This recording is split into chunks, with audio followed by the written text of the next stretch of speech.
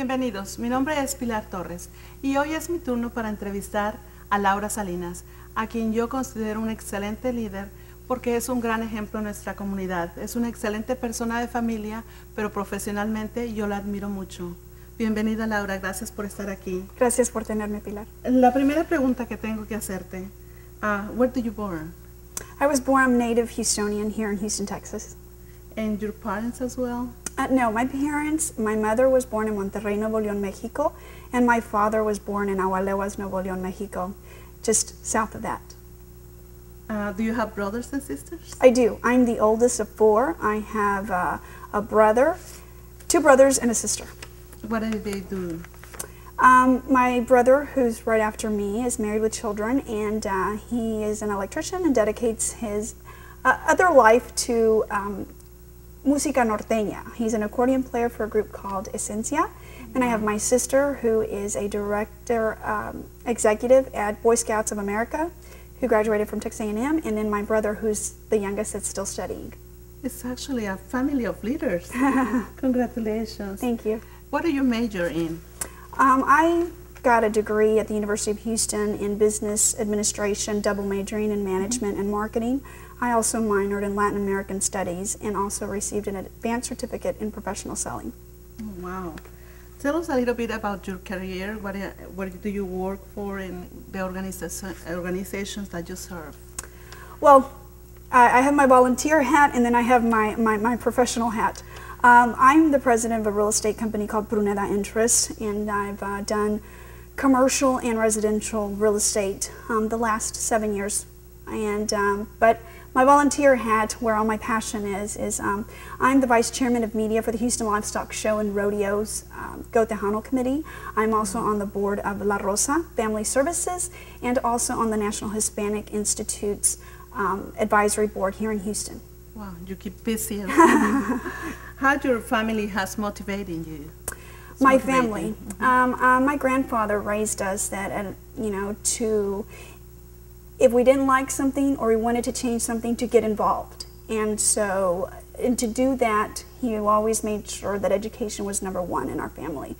And that has continued throughout our entire family, generation after generation. And so that's what motivates me, and that's what made me aspire to do things and make changes and get involved in the community, because that's the only way that we can make changes, is by getting involved. Mm-hmm. Do you have kids? I do. I have a son that's 15 years old, Jimmy. Mm-hmm.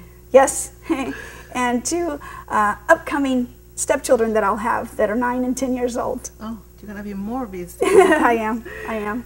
What did your son do? What Jimmy do? Jimmy is a student at Cristo Rey Jesuit College Preparatory, and on his extracurricular time, he's involved in venturing for Boy Scouts, and then he loves to play the electric guitar, and so he's very dedicated at that. He started middle school at Pin Oak in stage band, so we nurture that. Wow, another upcoming leader. How do you motivate him? How do I motivate Jimmy? Because I've been a single parent all of his life, I've taught him how to value life. And so the minimal things that he has, I've always taught him to be grateful for. And everything on top of that is icing on the cake. And for Jimmy, having seen me very young go through school, work 2 jobs while I went to school full time, has made him see that now that I'm being able to enjoy the fruits of my labor, then it motivates him to move on and aspire and do things. And I tell him, you have to be passionate and want something really bad in life, and that nothing can hold you back, but never, ever, ever forget where you came from. Okay. What does it mean for you to serve the Hispanic community? My passion in life is to help children, and that was one of the reasons why I ran for political office.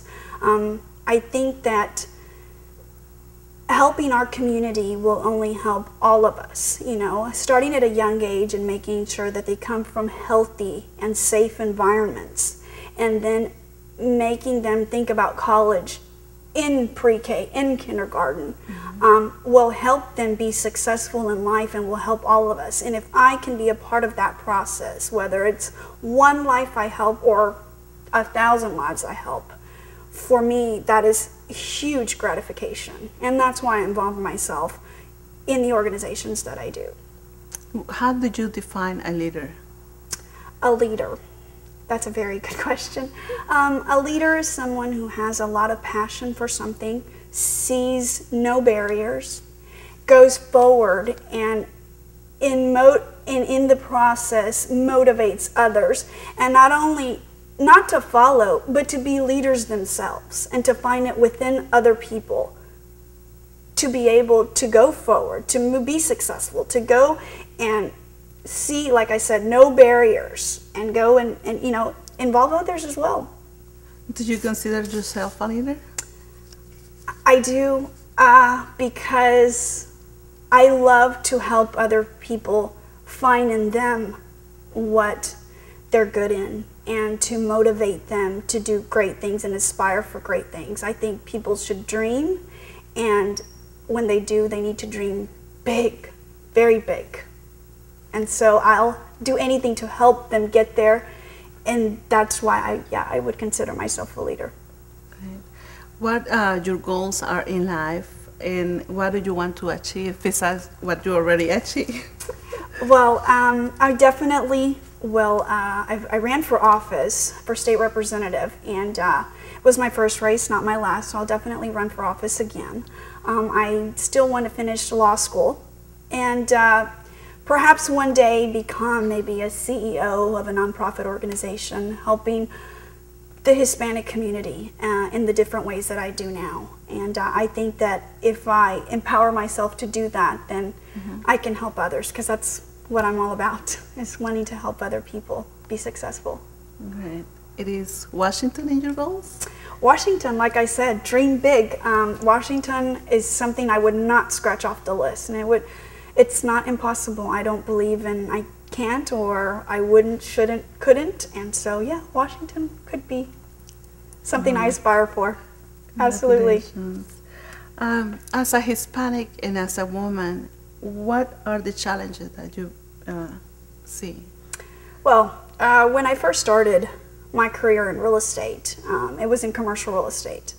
And unfortunately, it's still the good old boy system. And so for me, I was told, Laura, you already have 3 strikes against you. You're 1, you're young, 2, you're a woman, and 3, you're Hispanic. And for me, and the personality that I have, that gave me the ganas to go and say, oh, you watch this young Hispanic Latina. Go forward and do it like you guys, I can do it too. And that's what brought the fire in me to be able to move forward. Now, if we rewind and go back, I had my son at a very, very young age. I had him at 17 years old. And I took that as something to inspire me even more so to become successful, to finish graduating high school, to go and get my degrees, because I had this angel that looked up to me. And so it was my duty to do that. So was it a challenge? Indeed. It was very hard, and it got to the point I could have easily gone back and lived with my parents, but I chose not to, because it was my responsibility. I needed to deal with the consequences. And so I did so. And like I had told you before, I worked 2 jobs, went to school full time, but I did everything around my son, because my son needed to know that I was mommy. And so I did so. And so that has made me a stronger person. And that has helped me. Nothing else, I think, can be as hard as that at that young of an age. And so anything else that comes my way, I take it with a grain of salt. Who has been your mentor or mentors? I've been very blessed to be related to my role models. And one was my uncle Jaime Davila, who grew up in 2nd Ward in Houston, went on to Harvard University, UT Law School. Unfortunately, he passed at a very young age, at 27, as an attorney. And now there's a school in HISD named after him, Jaime Davila Elementary. And so just knowing that someone like him went so far in life inspired me since I was a little girl, because for him, I mean, he's the one that taught me my ABCs, how to write my name, how to color, all of that. And then his sister, my aunt, who's former state representative Diana Davila Martinez, as well. Unfortunately, I lost Jaime when I was 9 years old, and Diana was there to push me. And, you know, at our house, it was, what does this word mean? The dictionary. Go get the dictionary. And that's how you know, we've been educated since we were very little. And to see them go to prestigious universities like that, be successful, be a lawmaker like she was, Jaime become an attorney so young, now have thousands of children go through the halls of a school named after him and that they can identify themselves with. I was blessed that that's in my family. I didn't even need to go any further. And so for me, those are my mentors in life. Just knowing that there is no barriers for them and that they dreamed big and they've gotten there. Great. What is the advice that you can give to young Latinas about education and about their culture? Embrace the culture, absolutely. And if you know how to speak the language, don't lose that. Education-wise, there is no better tool than your education. They can take your car away, they can take your house, they can take jewelry away from you, any possession you have, but no one can take away your education because it's here. And if they stick to that and know that, that literally is power for them. You know, you become great individuals, dream big, and make sure that you do in life what you dreamt to do, and don't let anyone hold you back. Never, like I tell my son, forget where you came from, and always reach back and give that person that was where you once were a hand and help them get to where you've gotten. Great. And what is the advice that you can give to the people who want to start their own business as a Hispanic? Don't see barriers. And first of all, have a very optimistic, big vision. Have plans, have goals, make sure you set them for you. But most importantly, if you do want to have a business, and whether your mother and father already own a business or it's somewhere in your family, educate yourself so that it's not only a business that's this big or so that it continues to be successful if you do have a big corporation in your family. Because education will help you balance your books. It will help you not only keep it where it is, but to grow and big. And there's no reason why we shouldn't have business owners that are Latinos. I mean, thank goodness that we're up and coming now, and we're going places we've never been before. But I think that much of it has to do with being educated. Like I said, it's the key to it all. Okay. And one of the last questions that I have in here is, how does it mean for you to serve La Rosa Family Services? Being on the board of La Rosa Family Services comes from my heart. Not only was I a teenage pregnancy, but I'm a survivor of domestic violence. My entire pregnancy, I suffered through physical domestic violence. And so for me to empower women, because I've been there, and not only women, because we've even found that men are of statistics that are also battered, but most importantly for the children, because even though my passion in life is to help educate our youth, you can't be educated without coming from a healthy environment at home. And so a child can be studious and extremely intelligent, but if they didn't sleep the night before because mom and dad fought, or they have to worry about finances or anything because they're involved in it all, then we can't really encourage that child anymore because, like I said, maybe they didn't sleep the night before. And so it's very difficult. So for me, I'm a part of this organization because it helps families. It's not only let me help the mother and child, it's we're going to cover the entire family. If it happens to be an instance where he's an abuser and she's, the victim, well, let's help the whole family. Because it embraces a whole family, you want to help him as the person who's, abusing, because if they split, he's going to go do it to somebody else if he's not taken care of. And this organization educates them and helps them and counsels them so that it's a good functioning environment for the children and for the whole family in itself. And so, like I said, as a survivor of domestic violence, I'm all for that. And I want to encourage women because I see myself not as an exception, but as an example for them. Great, congratulations. Thank you. What advice you can give to the young ladies who are in the same situation as you were in the past? Regarding domestic violence?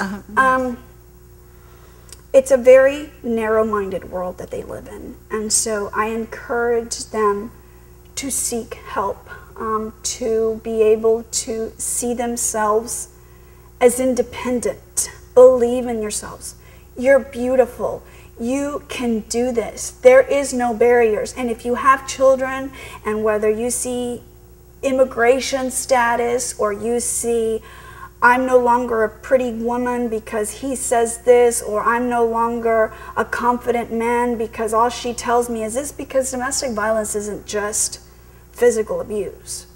Actually, the worst kind is when you are being told the mental and the emotional abuse, because those scars stay embedded. I mean, a bruise can go away, but those scars don't. And so don't fight back, but fight back within yourself. Believe in yourself. Know that we all come into this world on our own, and we all exit this world alone. So if today was your last day, did you enjoy yesterday? And are you fully living today? Because he or she will not be with you tomorrow if this happened to be your last day. So do it what it is that you dreamt to do since you were a child, and live it. We only get one chance at this, and it's a gift, so enjoy it. Life is beautiful. It is.